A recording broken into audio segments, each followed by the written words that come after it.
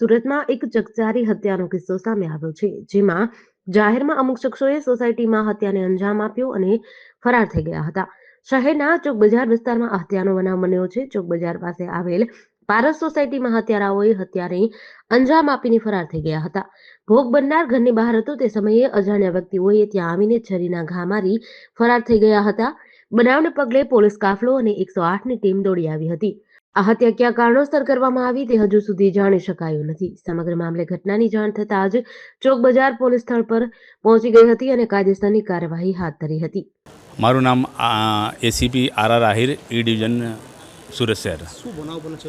આજરોજ ચોક બજાર પોલીસ સ્ટેશનમાં પારસ સોસાયટી વિભાગ 2 આવેલી છે. એમાં એક હત્યાનો બનાવ બનેલી છે, જેમાં આ કામને જે મરણ જનાર છે સુગમ અશોક વાટોકિયા, જેઓ રહેવાસી બોટાદના છે, તેઓ અહીંયા ભાડાના મકાનમાં રહેતા હતા અને છૂટક મજૂરી કરીને પોતાનું કામ ધંધા ગુજરાન ચલાવતા હતા.